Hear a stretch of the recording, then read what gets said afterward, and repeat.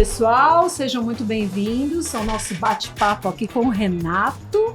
Estamos no nosso stand da Revestir 2025 e hoje o papo vai ser bem interessante porque além de ser nosso parceiro, é um arquiteto, né? Renomado, querido. Então nós vamos bater um papo e ver aqui o que ele tem para falar para a gente de bom. Tudo bom, Renato? Tudo ótimo, Flávia. Obrigado pelo convite. Imagina. Bom, não preciso nem me apresentar, me apresentou super bem, né? Sim.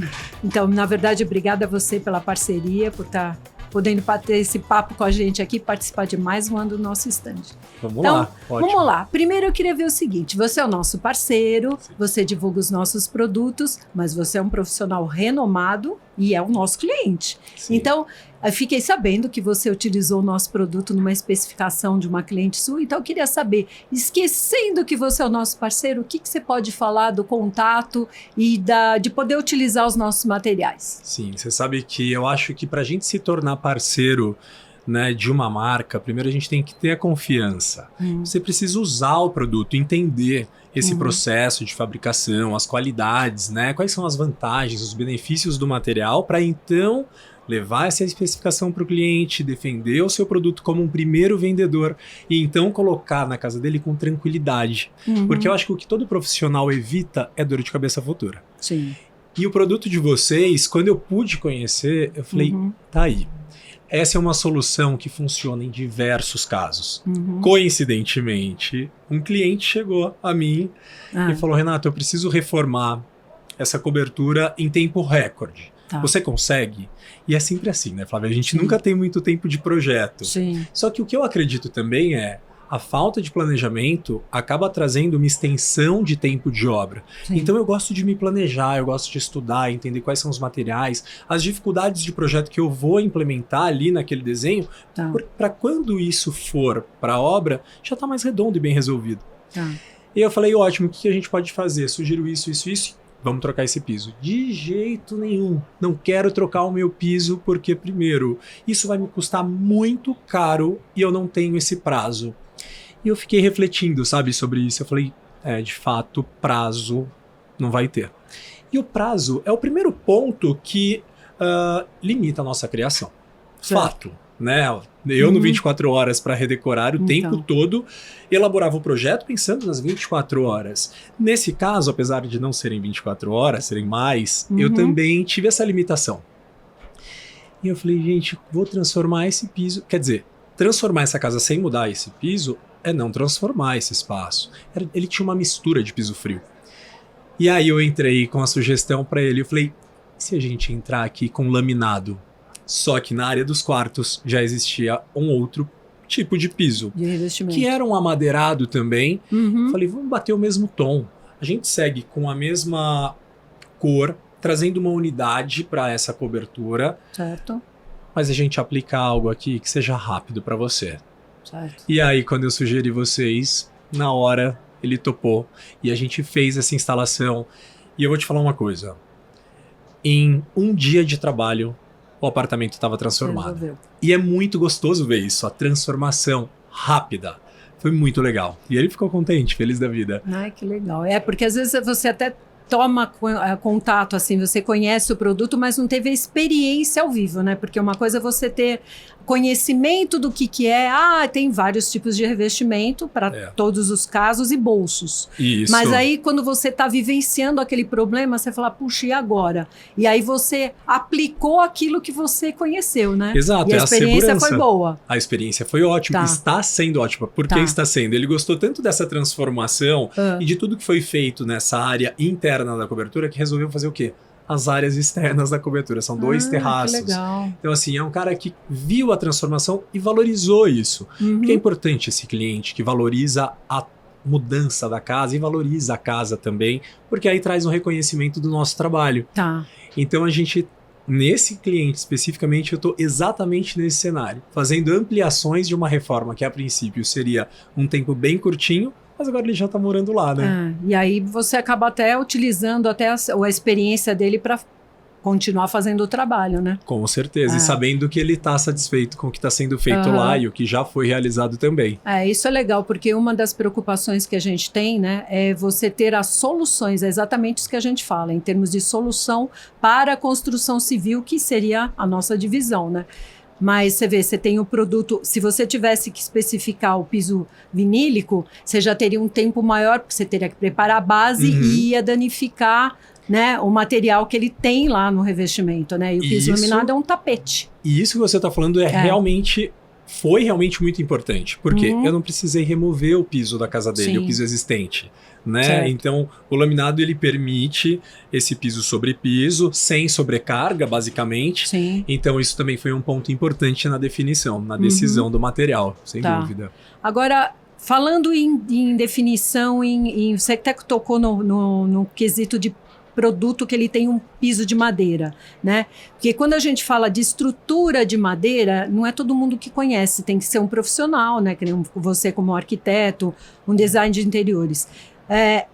Como é que você vê, né, de a gente ter, por exemplo, no piso laminado eu tenho 50 padrões. Então, nesses 50 padrões, quando eu falo de padrão, você tem estrutura de madeira, né, com catedral, com linheiro, e você tem cores, porque normalmente o cliente final ele vê mais cor. Né? É difícil ter alguém que tem um pouco mais de percepção de não enxergar que é só cor, é uma estrutura. Como é que você vê isso de a gente ter essa linha de padronagem que você pode trabalhar? Isso ajuda no teu trabalho? Sem dúvida, ajuda muito e eu acho que é fundamental. A gente precisa ter as opções, né, de acabamento. E quando eu falo opção de acabamento, é realmente o tom. Né? Não falo de acabamento superficial, de brilho ou não brilho. Eu acho que o tom faz diferença. Por quê? Eu não acredito que o projeto de arquitetura ele tenha que seguir completamente com o mesmo tom. Piso, paredes, móveis, marcenaria. Não precisa. Mas a gente precisa criar harmonia. Uma harmonia, uma composição interessante e leve. Só que não é qualquer tom que vai com qualquer tom. Sim. Então, quando a gente tem uma gama de acabamentos, de tons, facilita muito a vida do profissional na hora de fazer exatamente essas composições e não criar aquele projeto super monótono, tudo na mesma cor. Então isso é muito positivo também. Como se fosse um monolito, né? Exato. Tá. E aí e como é que você vê de a gente também ter esses... Porque você vê, a gente faz um trabalho junto com o pessoal da indústria e venda. Então eu tenho padrões que eu combino no piso, né, com o painel para poder fazer esse trabalho, esse jogo de soluções. E tem padrões que são iguais para você também fazer uma personalização, de fazer um produto que vai no chão, que é igual no painel e que combina com o ripado. Você utiliza bastante isso nos seus projetos também, Uso Renato? muito também. E durante algum tempo eu fui resistente à mistura dos tons. Até que eu comecei a perceber, eu sempre foquei em usar mesmo os tons, até por uma questão conceitual. Né? Criar uma caixa de madeira envelopada. Isso fica muito interessante. Eu acho que isso tudo depende o quê? Da conceituação do que está sendo projetado. Mas eu comecei a olhar para muitas referências, tanto brasileiras como fora do país, referências importantes de arquitetura, e eu comecei a notar então o quê? A diferença de tons de piso para parede. Nem sempre o mesmo material, mas algumas vezes sim. E por que não ser o mesmo material com tons diferentes? Qual a limitação que eu estava me colocando, sabe, para trabalhar dessa forma? E aí eu decidi arriscar e gostei do resultado. Porque a gente tem que ter essa coragem, né? Sim. Arriscar um pouquinho nesse projeto, na casa do cliente, desde que ele goste, esteja satisfeito com a composição. Fiz e achei que ficou harmônico. Gostei bastante do resultado. Legal. Que mais, assim, você pode falar em termos de tendência do que está usando de material, com as soluções que a gente tem? O que você pode comentar nesse sentido? Uma tendência que eu tenho visto, percebido aí um movimento dentro da arquitetura de interiores é o uso dos materiais mais escuros. Talvez eu esteja mais nesse momento também. A madeira, o amadeirado mais escuro, mais fechado, e talvez aí, Flávia, esse meu pensamento sobre a aceitação a respeito de tons diferentes. Quando a gente trabalha com um amadeirado mais escuro, por exemplo, num painel de parede, o piso precisa ser mais claro para abrir um pouco esse espaço. A gente sabe que cores dependendo escuras... do tamanho, né, mais ainda. E tamanho do ambiente fecha, retrai. A percepção é essa. Mas eu tenho visto que o escuro voltou, a iluminação mais dramática. E não estou dizendo que a dramática não é funcional. Eu acho que a inteligência nossa como profissional também é trabalhar essa iluminação para criar cenas e deixar o espaço mais aconchegante. Sim, a luz é tudo, né? A luz muda tudo. Muda completamente a energia do projeto. Sim. Então eu tenho percebido esse movimento mais escuro, sempre muito acolhedor e muito aconchegante. Os meus projetos, eu tenho bem esse foco. Outro dia me perguntaram, mas qual é o estilo de arquitetura que você se identifica? Aí eu fiquei refletindo, sabe? Porque eu acho que o meu cliente impacta muito na minha produção. Mas é uma arquitetura, tem algo nessa arquitetura que eu não abro mão, que é o acolhimento, é o afeto. Então, essa arquitetura do afeto, você se sentir confortável, seja no seu ambiente de trabalho, seja na sua casa, seja em qualquer lugar, seja na sua loja, no ambiente comercial. Por quê? Se ele é confortável em casa, você se sente melhor lá dentro, no seu momento de lazer, no seu momento em família ou em descanso. Se o seu comércio é mais agradável, a pessoa fica mais tempo ali. Sim. Isso motiva o consumo, a economia. Se é o ambiente de trabalho, você trabalha melhor. Mais feliz. Mais feliz. Então concorda comigo que essa arquitetura que te agrada e que te acolhe, ela é muito positiva. Da mesma forma que a arquitetura consegue trabalhar para que você não passe tanto tempo nela, enfim.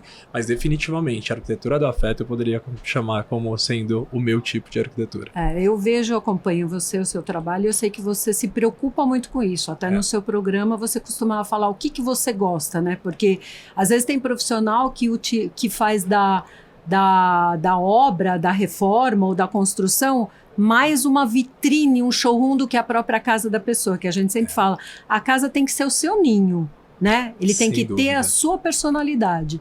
E aí você falou que é o teu momento e você falou isso, mas dos clientes que você tem atendido, você está sentindo assim alguma coisa? Porque o brasileiro, a gente até se influencia por tendências, mas o grande sucesso é você traduzir a tendência para a nossa cultura. Exato. Porque a gente está num país tropical, é um país, normalmente os brasileiros são alegres, até os estrangeiros falam isso, né? Que a gente, né, por mais que tenha dificuldade ou não, a gente está sempre sorrindo.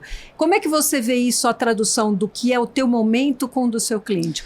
Fala um pouco disso aí. Olha, recentemente chegaram 3 clientes consecutivos no escritório e eles falaram para mim o seguinte: 2 eram casas e uma era reforma de um apartamento. E eles chegaram e falaram assim: eu quero a minha casa, o meu lar, com cara de casa.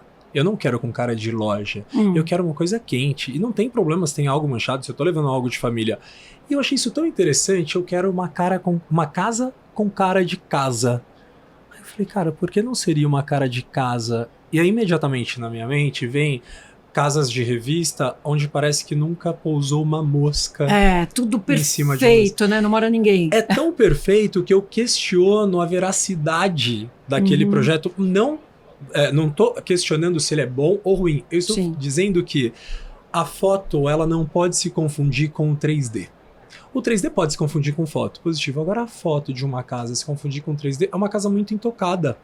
Eu acho que quando a gente apresenta uma imagem no 3D hoje, pelo menos dentro do meu escritório, ela é realista sim, e ela vai ter ali um desenho ou outro, um posicionamento de objeto para humanizar, então algo que não seja tão perfeito. Porque a nossa casa não é tão perfeita assim, ela tem movimento, a gente joga o sapato num cantinho, coloca, né, o casaco em cima de uma cadeira e a casa é viva.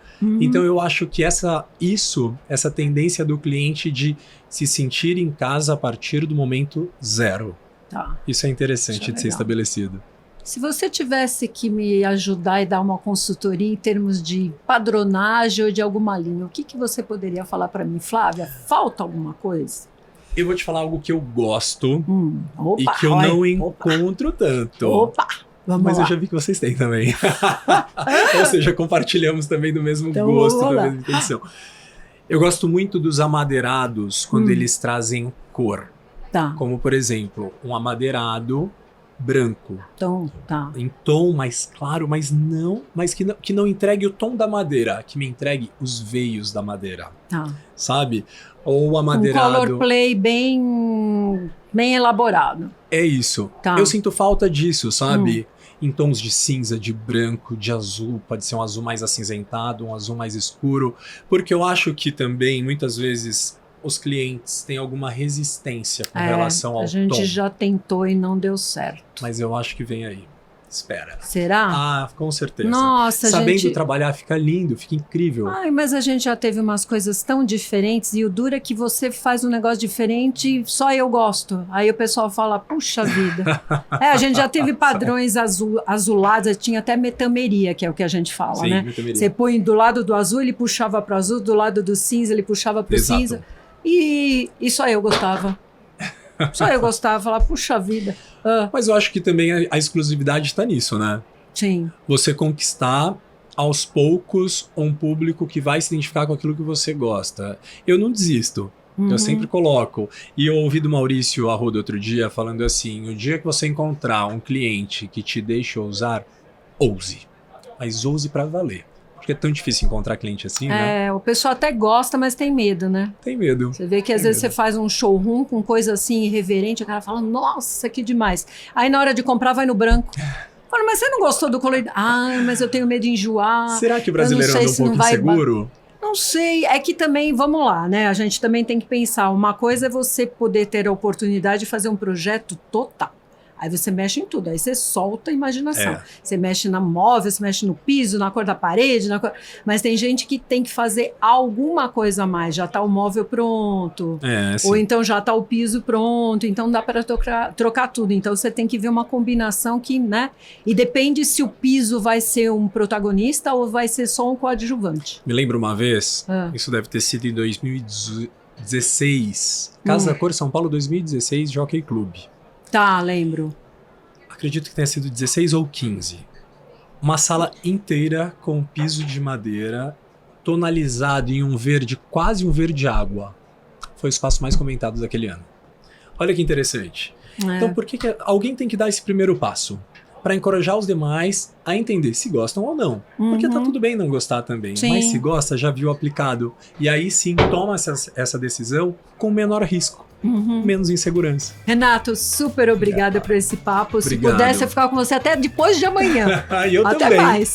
Obrigado. Muito obrigada, viu? Obrigada por tudo, por participar com a gente aqui, ser nosso parceiro, que você é maravilhoso. Muito obrigado pelo convite de novo. Viu? É um prazer estar com vocês. Obrigada. É um prazer conhecer cada vez mais os produtos de vocês, os lançamentos, tudo que está em linha há mais tempo. E muito sucesso aqui na feira. Obrigada, para você também, sempre. Obrigado. Obrigada, Beijos. gente.